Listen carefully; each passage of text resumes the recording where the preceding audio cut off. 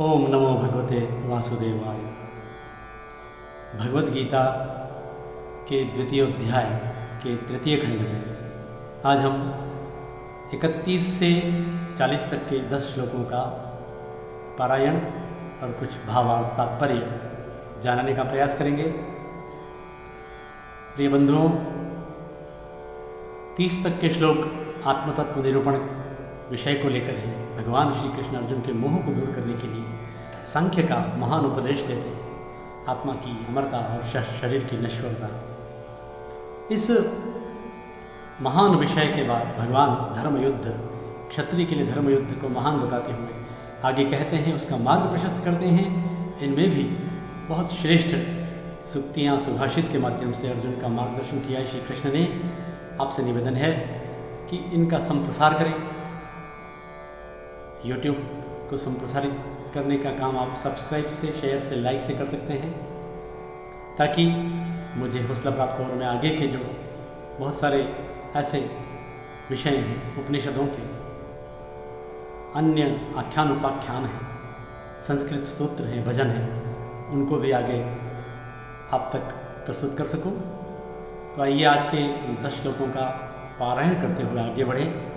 जैसा कि इन श्लोकों का विषय भी कर्मयोगी है, इन श्लोकों को यदि मुझे एक विषय में कहा जाए तो वो है क्षत्रिय कौन है। क्षत्रिय का मतलब केवल एक जाति तक नहीं है, अर्जुन तक नहीं है। अर्जुन निश्चित रूप से क्षत्रिय है उस समय की परिस्थितियाँ, लेकिन आज के लिए क्षत्रिय कौन है, ये आज का विषय है। पुनः दूसरा विषय इन 10 श्लोकों में है कि अपयश मृत्यु से भी भयंकर है। अपयश नहीं होना चाहिए जीवन में। और कुछ ऐसे ही रोचक प्रसंग हैं, जो कर्तव्य कर्म से पलायन करता है, जीवन में उसकी निंदा होती है, और निंदा से बढ़कर और कोई दुख नहीं है। ये बातें भगवान श्री कृष्ण ने अर्जुन को बड़े अच्छे मार्मिक बोध कराते हुए कही हैं। लेकिन आज के सर्वप्रथम हम पारायण करते हुए आगे बढ़ें और उन श्लोकों का हम लाभ लें। आइए मेरे साथ आप गान करें।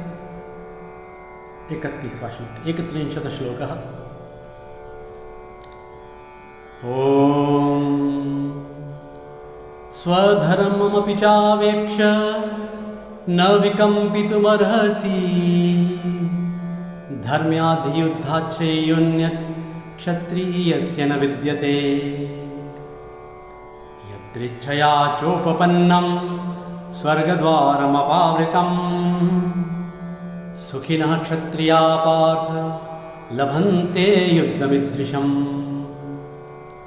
अथ चेत्त्वमिमं धर्म्यं संग्रामं न करिष्यसि ततः स्वधर्मं कीर्तिं च हित्वा पापमवाप्स्यसि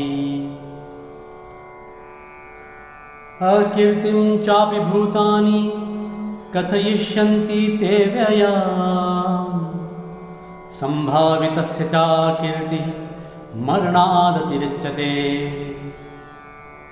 भयाद्रणादुपरतं मन्स्यन्ते त्वं महारथा येषां च त्वं बहुमतो भूत्वा यास्यसि लाघवम् अवाच्यवादांश बहुन् वदिष्यन्ति तवाहिता निन्दन्तस्तव सामर्थ्यं ततो दुःखतरं नु किम् हतो वा प्राप्स्यसि स्वर्गं जित्वा वा भोक्ष्यसे महिम् तस्मादुत्तिष्ठ कौन्तेय युद्धाय कृतनिश्चयः सुखदुःखे समे कृत्वा लाभालाभौ जयाजयौ ततो युद्धाय युज्यस्व नैवं पापमवाप्स्यसि एषा ते भीता सांख्ये बुद्धिर्योगे त्विमां शृणु बुद्ध्या युक्तो यया पार्थ कर्मबन्धं प्रहस्यसि नेहाभिक्रमनाशोऽस्ति प्रत्यवायो न विद्यते स्वल्पमपि यस्य धर्मस्य त्रायते महतो भयात्। बहुत श्रेष्ठ श्लोक हैं। इन श्लोकों में आइए इनका तात्विक जो निचोड़ है वो प्राप्त करें। भगवान कृष्ण कहते हैं 31वां श्लोक। अपने धर्म को देख करके भी, हे अर्जुन तुम अपने धर्म को देख कर, कौन सा धर्म, किसका धर्म, क्या धर्म? धर्म का तात्पर्य आंतरिक निष्ठा, धर्म कोई पूजा पद्धति नहीं, संप्रदाय नहीं। भगवान मनु ने मनुस्मृति में कहा है, हृदयेभ्य अनुज्ञात सधर्म यतो अभ्युदय निश्चय सधर्म। कणाद, महर्षि कणाद ने विशेषिक में कहा है, वैशेषिक दर्शन का सूत्र है, यतो अभ्युदय निश्रेयस। धर्म को लेकर हम धर्म शब्द आते ही पूजा पद्धतियों में खो जाते हैं। धर्म का तात्पर्य है आंतरिक निष्ठा, ज़मीर, अंदर का नाम। अपने धर्म को देखकर भी च अवेक्ष चावेक्ष न विकम्पितुम अर्हसि, तुम इस तरह से कांपने बिलबिलाने योग्य नहीं हो अर्जुन, क्योंकि धर्म्यात् ही धर्म्याद्धि, ये संधियां हैं संस्कृत की, इसको पूर्व सवर्ण संधि कहते हैं। धर्म्यात् ही धर्म्याद्धि ही, क्योंकि धर्म्यात् धर्म युद्ध से, युद्धात् धर्म युद्ध से, श्रेयः श्रेयस्कर, अन्य कोई क्षत्रियस्य न विद्यते, क्षत्रिय के लिए और कोई श्रेष्ठ उपक्रम नहीं है। धर्म युद्ध से बढ़कर क्षत्रिय के लिए और कोई श्रेष्ठ कार्य नहीं हो सकता है। इस श्लोक, छोटा सा श्लोक है, 2 बातें हैं, लेकिन जो गीता के जो भाष्य हैं उन भाष्यों की बात करें तो हमें इस क्रम में महर्षि अरविंद का ध्यान आता है। उन्होंने अपने विज्ञान भाष्य में टीका करते हुए बहुत सुंदर तरीके से इस श्लोक में क्षत्रिय का अर्थ बताया है। उन्होंने क्षत्रिय को परिभाषित करके, क्षत्रिय का मतलब बलशाली कहा है, सामर्थ्यवान लोग क्षत्रिय हैं। यहाँ क्षत्रिय का अर्थ केवल एक जाति विशेष तक सीमित नहीं है। क्षत्रिय कौन है? जो बलशाली है, सामर्थ्यवान है। अब हम यदि इसको सोचें तो आज का वातावरण, यह संसार परस्पर सहायता और संघर्ष का है। यहाँ हमें सरलता से मिलने वाली खुशियों को बीतते हुए शांति से और चैन से रहने नहीं दिया जाता है, प्रगति नहीं करने दी जाती है। इसमें तो पग पग पर वीरता युक्त अभ्यास करने पड़ते हैं, विरोधी शक्तियों के साथ संघर्ष करते हुए आगे बढ़ना होता है। जो व्यक्ति बाहरी और आंतरिक संघर्ष को स्वीकार करता है वही क्षत्रिय है। ये महर्षि अरविंद कहते हैं, कितना सुंदर भाष्य किया है। क्षत्रिय केवल एक क्षत्रप के लिए युद्ध में जाते हुए युद्ध लड़ने वाला ही व्यक्ति क्षत्रिय नहीं है। बाहरी शत्रुओं से और अंतः के शत्रुओं से लड़ने वाला हर व्यक्ति क्षत्रिय है, सामर्थ्यवान है। तो अपने धर्म को देखते हुए, क्षत्रिय धर्म को देखते हुए अर्जुन तुम इस तरह से कांपने योग्य नहीं हो। दूसरे श्लोक में कहते हैं, ऊपर देखें श्लोक को, यदृच्छया चोपपन्नम स्वर्गद्वारमपावृतम। ये जो अर्जुन, ये जो युद्ध मिला है इस समय क्षत्र, ये जो कुरुक्षेत्र का दोनों मुहाने खुले हुए हैं, इसके दोनों सेनाएं तैयार खड़ी हैं, इच्छा से, अपनी इच्छा से प्राप्त हुआ है, कोई जबरदस्ती नहीं लाया है किसी को, अपने आप प्राप्त हुए, उपपन्नम प्राप्त हुए। स्वर्गद्वारम अपावृतम, इस युद्ध की तुलना किससे कर रहे कृष्ण? स्वर्ग द्वार की अर्गलाओं के समान खुला हुआ, खुली हुई अर्गलाएं, इस युद्ध मैदान की अर्गलाएं स्वर्ग द्वार की तरह। स्वर्ग में कोई द्वार नहीं होते हैं कि उनको बंद कर दिया, खुला ही है। तो स्वर्ग के समान खुली हुई अर्गलाओं वाले इस मैदान को, इस रणभूमि को क्षत्रिय लोग सुखिनः क्षत्रिया, हे पार्थ, हे प्रथापुत्र अर्जुन, सुखी क्षत्रिय ही प्राप्त करते हैं। ऐसे युद्ध को ऐसे सहज प्राप्त नहीं होते हैं। अथचेत् त्वमिमं धर्म्यं संग्रामं न करिष्यसि ततः स्वधर्मं कीर्तिं च हित्वा पापमवाप्स्यसि। अब ये एक बार मैंने पारायण कर दिया है, पाठ कर दिया है। भगवान कृष्ण उसे सावधानी चेताते हैं, हे अर्जुन, इसके बाद भी, अत इसके पश्चात भी, चेत, चेत का अर्थ यदि, चेत शब्द का अर्थ चेत, यदि तुम इमम, इसको धर्म्यम संग्रामम, धर्म युद्ध को नहीं करो। धर्म युद्ध की बात आई तो पंडित सातवलेकर कर्म प्रबोधिनी टीका का भी यहाँ संदर्भ देना मैं उचित समझता हूँ। बहुत महान बिजली परेशान करती है, ठीक, कोई बात नहीं, कुछ व्यवस्थाएं ऐसी हैं।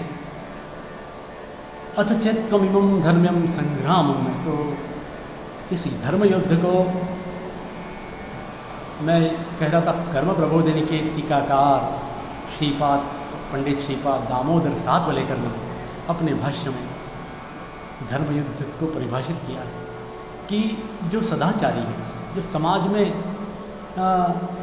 सत्य मार्ग पर चलने वाले दृढ़ प्रतिज्ञ लोग हैं, जो उनको परेशान करते हैं, जो महिलाओं की अस्मत लूटते हैं, जो धोखे से दूसरों का राज्य छीनते हैं, जो शठ, जो दुष्ट ताकतें हैं, उनको रोकने के लिए जो युद्ध किया जाता है वो धर्म युद्ध है। तो एक तरीके से आज के वर्तमान युग में लॉ एंड ऑर्डर, सरकार का जो लॉ एंड ऑर्डर है वो भी धर्म युद्ध जैसा ही होता है।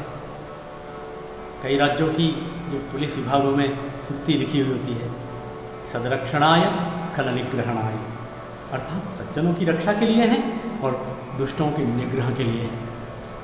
ऐसा भगवान चेताते हैं कि अगर तुमने धर्म युद्ध नहीं किया तो क्या होगा परिणाम?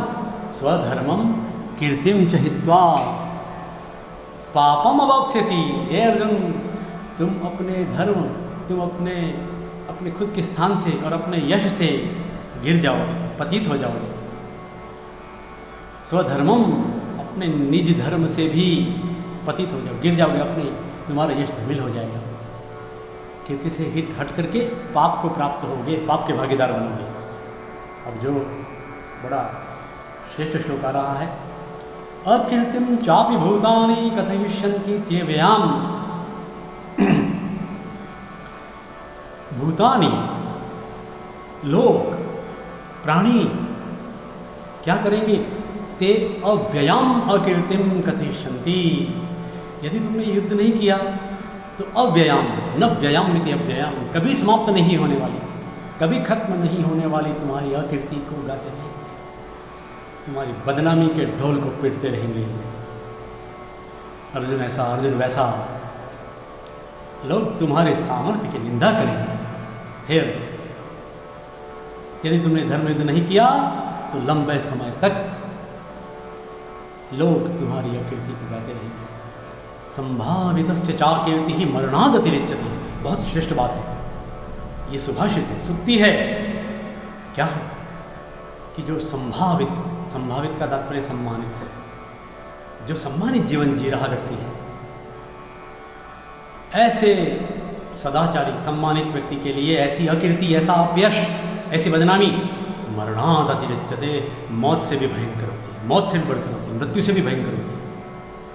इसके आगे तो मृत्यु छोटी है, बदनामी से मौत बड़ी है। लेकिन किन के लिए?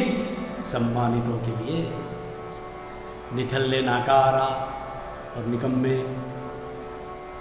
जो विद्रूप मानसिकता के लोग हैं, ऐसे लोगों को क्या है? वो तो कहते हैं शर्म हमसे शर्माती है। ऐसे बेशर्म लोगों के लिए बातें नहीं है। जो सम्मानित जीवन जीने वाले हैं, सदाचारी हैं, सत्य मार्ग पर चलने वाले लोग हैं, उनके लिए अपयश मृत्यु से भयंकर होता है। भगवान श्री कृष्ण ने यहाँ जो अकीर्ति की बात कही है, अपयश की बात कही है, इसको लेकर मुझे महाकवि भर्तृहरि की नीति शतकम का एक श्लोक का चतुर्थ प्रसंग है, वो याद आता है। वो कहते हैं, क्या कहते हैं? अपयशो यद्यस्ति किम मृत्युना, कि यदि अपयश है तो मृत्युना किम, मृत्यु से क्या प्रयोजन? व्यक्ति जीवन में बदनामी झेलता है, तो शैमफुल लाइफ से तो मृत्यु ठीक है, यहाँ मृत्यु का विषय आत्महत्या से भी नहीं है। लेकिन जीवन में हम आए हैं तो जीना ही पड़ेगा, जीवन है अगर जहर तो पीना ही पड़ेगा। ये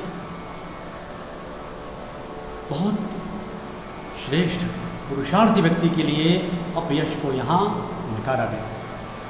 यश लिप्सा मानो स्वाभाविक अभिवृत्ति है। गुलाब होकर महक तुझे जमाना जाना, जियो परंतु यो जियो की याद तो करे सभी, मरो परंतु यो मरो की याद तो करे सभी। तो अकीर्ति, अपयश नहीं होना चाहिए। फिर आगे कहते हैं कि भयाद ऋणाद उपरतम वंस्यन्ते त्वं महारथा। महारथी लोग तुम्हें भय से उपरत मानेंगे।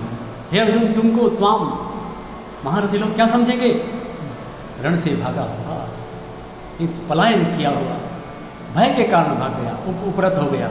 ऐसे ये शम जिनके बीच में तुम बहुत हो, जिनके पहले दृष्टि में तुम पहले बहुत सम्मानित दृष्टि वाले थे अर्जुन, सम्मानित दृष्टि वाले होकर के लाघवम यास्यसी, अरे लघुता को प्राप्त हो जाओगे, छोटेपन को प्राप्त हो जाओगे।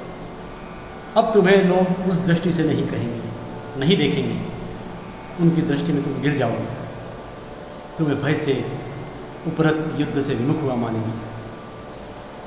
36वां श्लोक देखिए, षट्त्रिंशत् अवाच्यवादांश बहुन वदिष्यन्ति तवाहिता, तवाहिता तुम्हारे हित नहीं चाहने वाले, जो अहित चाहने वाले लोग हैं, जो तुम्हारे शत्रु हैं, जो तुम्हारी निंदा करने वाले, वो लोग वदिष्यन्ति कहेंगे, क्या कहेंगे?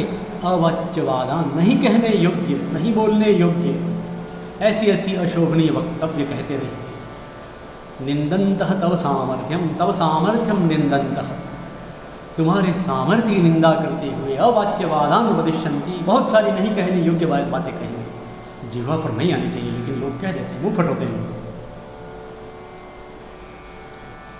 ज़माने का स्वभाव भी तो है, कुछ तो लोग कहेंगे, फिर इस बात पर तो बहुत कहेंगे, क्योंकि लोगों की दृष्टि में, उस समय के लोगों की दृष्टि में तो वो कौरवों की वो सभा है जिनमें द्रौपदी का अपमान हुआ था, सभी भाइयों को दास बना करके दुर्योधन ने कैसा अपमान किया। तो तव अहितः तव सामर्थ्यम निंदन्तः बहुन अवाच्यवादान वदिष्यन्ति ततः दुःखतरम किम, हे अर्जुन इससे बढ़कर और क्या दुख हो सकता है, इससे बड़ा दुख और क्या ढूंढने जाओगे, इसलिए युद्ध करो। अगला श्लोक 37, हतः वा प्राप्स्यसि स्वर्गम, युद्ध करोगे और मारे गए तो स्वर्ग की प्राप्ति होगी, वीर गति प्राप्त होगी। जित्वा वा भोक्ष से महिम, तो जीत करके महिम भोक्ष से तुम धरती का भोग करोगे, राज्य को पाओगे, राज्य प्राप्त करोगे। दो गति हैं, ये नहीं दो, दोनों में श्रेष्ठ फल प्राप्त होना है। तस्मात् उत्तिष्ठ कौन्तेय, हे कौन्तेय, हे कुंती पुत्र अर्जुन, उत्तिष्ठ, उठो, युद्धाय कृतनिश्चय, युद्ध के लिए दृढ़ संकल्प ले लो, कृतनिश्चय हो जाओ। अब यहाँ समत्व की शिक्षा, समता की शिक्षा बहुत ज़रूरी है, बहुत आवश्यक है जीवन में। सुख दुखे समे कृत्वा लाभालाभौ जया जयौ, क्या कहते हैं? सुख और दुख में, लाभ अलाभ में, जय और अजय में, पराजय में। युद्धाय युज्यस्व, इसके बाद तुम युद्ध में जुट जाओ, युद्ध करो। लेकिन युद्ध करने से पहले, धर्म युद्ध करने से पहले तुम्हें सुख दुख में समान होना पड़ेगा। सुख और दुख में समान होकर के लाभ हानि, जय पराजय, उत्थान पतन, संयोग वियोग, आगमन निगमन, जय पराजय, एक सिक्के के दो पहलू हैं, ये नहीं तो वो मिल रही है।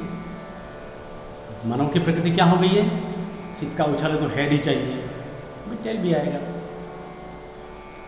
इसलिए सुख और दुख में समान होकर के, लाभ और हानि में समान होकर के, जय पराजय में समान होकर के फिर युद्ध के लिए तत्पर हो जाओ। अर्जुन, तुम्हें ये पाप नहीं प्राप्त होगा, इस पाप के भागीदार नहीं बनोगे तुम।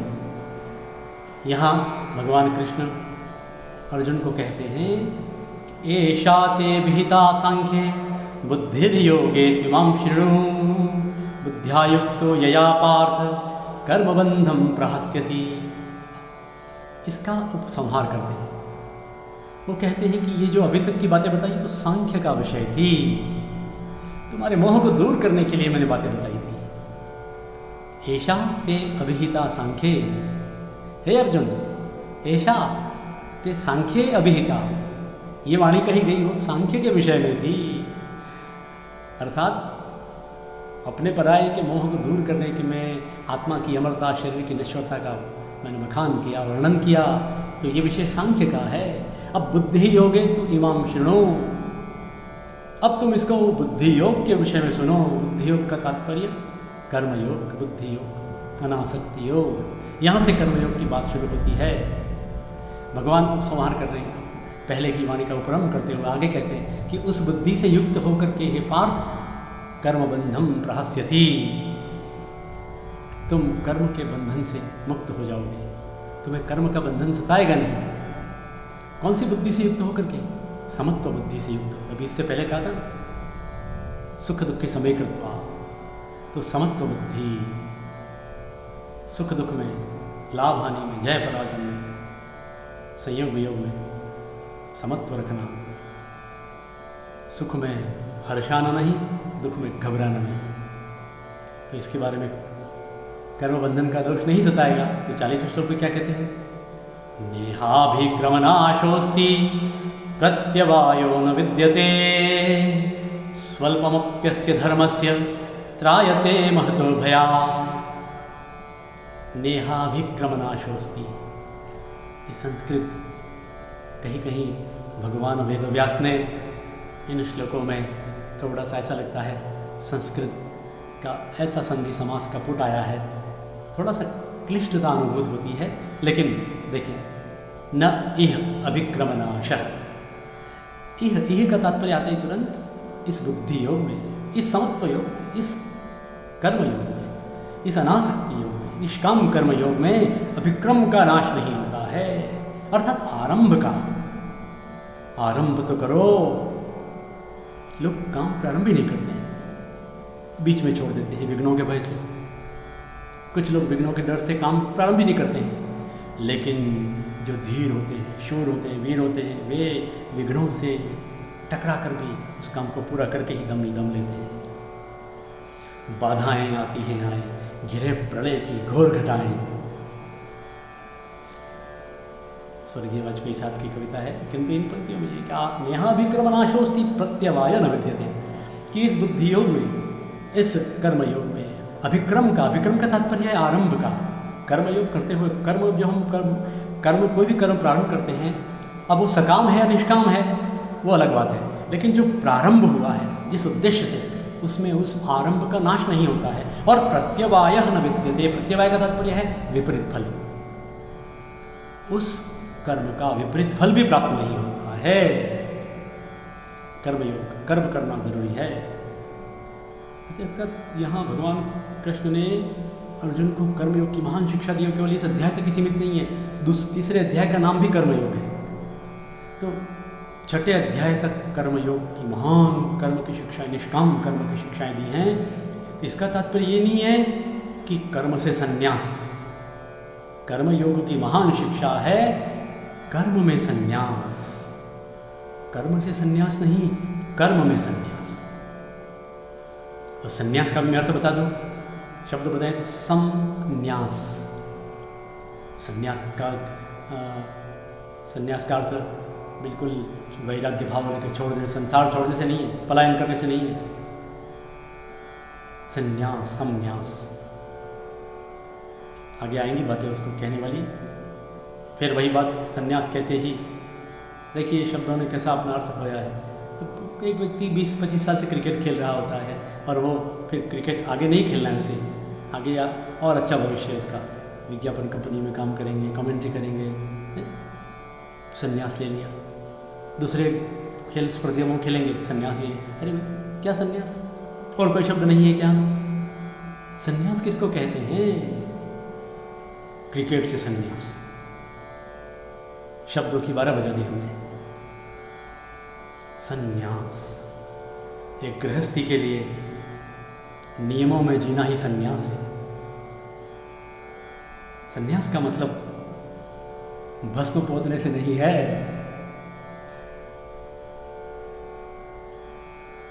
तो भगवान कृष्ण कहते हैं कि स्वल्पम अपि अस्य धर्मस्य त्रायते महतो भयात्। इस बुद्धि योग का, इस निष्काम कर्म योग का, स्वल्पम अपि अस्य धर्मस्य, इस धर्म का, कौन से धर्म का? कर्म योग का, इस महान कर्म अनुष्ठान का छोटा सा भी आरंभ त्रायते महतो भयात्, हमें बहुत बड़े भय से रोक लेता है, बचा लेता है। कर्म प्रारंभ करो। ये कर्मयोग के श्लोक यहाँ से प्रारंभ होंगे, इसलिए मेरा आपसे पुनः निवेदन कि आप भगवद गीता के कर्मयोग के, निष्काम कर्मयोग के जो श्लोक हैं, इनको बड़े ध्यान से सुने और संप्रसारित करें, क्योंकि कर्म की जो चाबी है उससे बड़े बड़े ताले खोले जा सकते हैं। कर्म करना मानव का परम कर्तव्य है। आगे के श्लोकों में कल हम बताएंगे। तब तक ओम नमो भगवते वासुदेवाय।